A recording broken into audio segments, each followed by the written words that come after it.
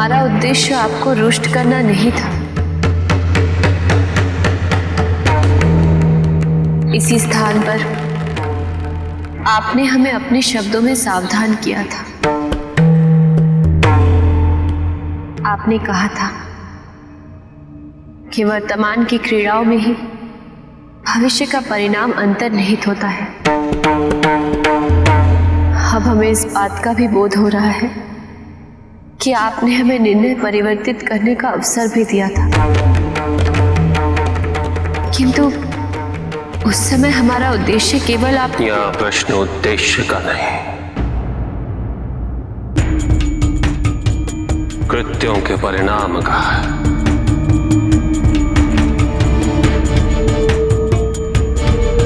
हम दोनों के स्वेद से एक जीव की उत्पत्ति हुई है।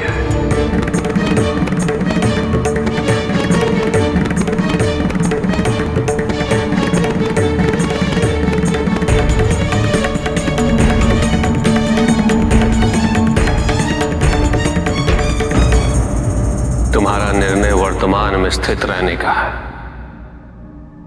यह हमें ज्ञात है पार्वती, किंतु स्मरण रहे, भविष्य में यही जीव एक ऐसी विनाशकारी शक्ति का स्वरूप लेगा जिसे इस समस्त संसार में इससे पूर्व कभी नहीं देखा।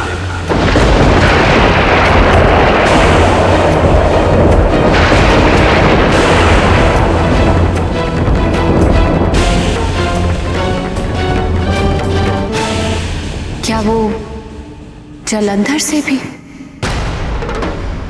इस जीव की जलंधर से तुलना अनुचित है। जलंधर के अपने सिद्धांत थे, नियम थे जलंधर के, जिनका वो आदर करता था। सदैव अपनी प्रजा की रक्षा हेतु तत्पर रहता था वो। यदि त्रिदेव बनने की महत्वाकांक्षा तथा अपनी माता और वृंदा की मृत्यु का शोभ उसे क्रोध में अंधा ना करता, तो वह अवश्य एक श्रेष्ठ लोकाधिपति बनता।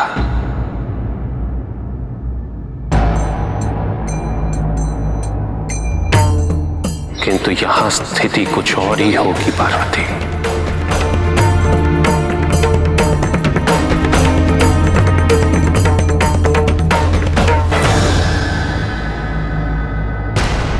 सिद्धांतहीन होगा वो,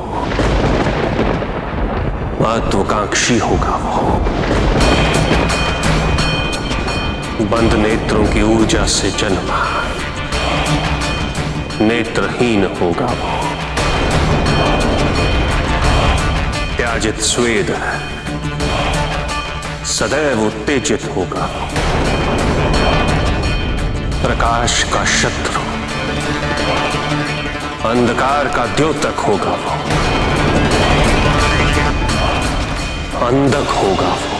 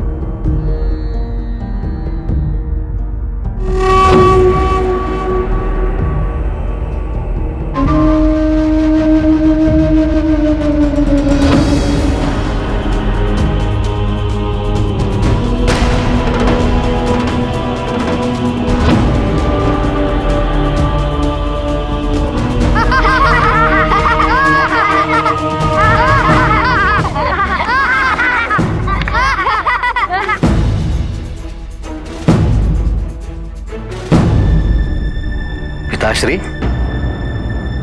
प्रतीत होता है कि आप पुनः अंधक की बाल्यावस्था को देख रहे हैं। कालांतर में भी आपकी रुचि कम नहीं हुई है। एक विनाशकारी शक्ति का उत्थान हो रहा है। जब नवजात अंधक को राजा हिरण्य ने अपना पुत्र बनाया था तो उन्हें इस बात का ज्ञान नहीं था कि उनके और भी पुत्र होने वाले हैं। अन्य पुत्रों को पाकर राजा हिरण्य के मन में अंधक के प्रति जो स्नेह था वो लुप्त हो गया। अब केवल नेत्रहीन अंधक के प्रति दया बची हुई है। उनके पुत्रों ने अंधक का सदैव तिरस्कार किया है। मां के मन में भी वैसे भी भय था ही, किंतु उसे यह अनुमान नहीं कि भविष्य में उन सभी के प्रति क्या नहीं। नारायण नारायण, इन सभी को अनुभव होने वाला है कि जब एक नेत्रहीन बालक की दृष्टि वक्र होती है तो क्या होता है।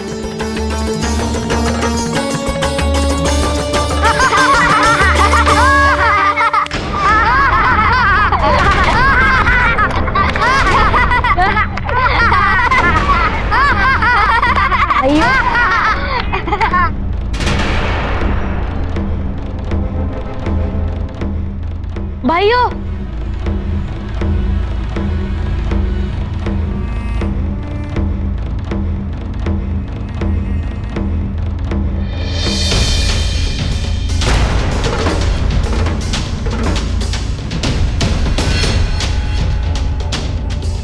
लो आ गया अंधक, अब शगुनी कहीं का।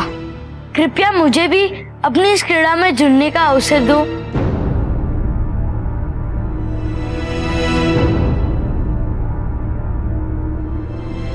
अवश्य अंधक आओ। ये तो वैसे भी नेत्रहीन है, अब देखो कैसा आनंद आएगा। किंतु तुम्हें भी नेत्रों पे पट्टी बांधनी होगी। हाँ, पट्टी बांधनी होगी। अवश्य, तुम जो कहोगे मुझे मान्य है। मुझे तो केवल तुम सभी के साथ खेलना है।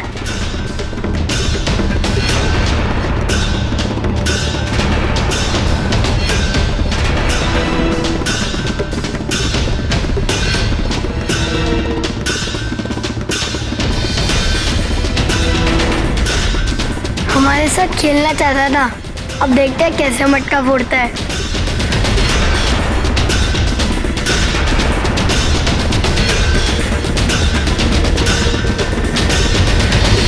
मान रहे कि तुम्हें केवल एक ही अवसर मिलेगा, और यदि इस चोट में तुमने मटका नहीं फोड़ा तो फिर हम तुम्हें कभी नहीं खिलाएंगे।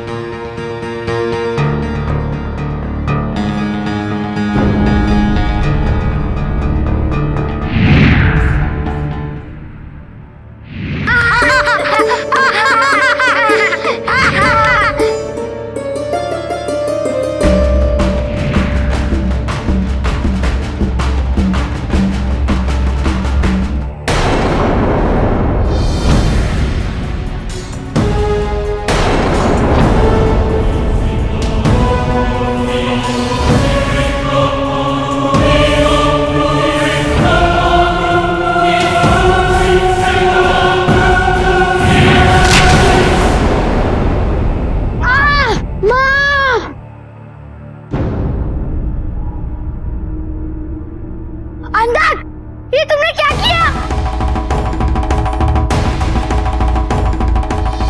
मुझे क्षमा कर दो, मुझसे भूल हो गई। तुम तो जानते हो मैं नेत्रहीन होना चाहता। मैं सत्य कह रहा हूँ।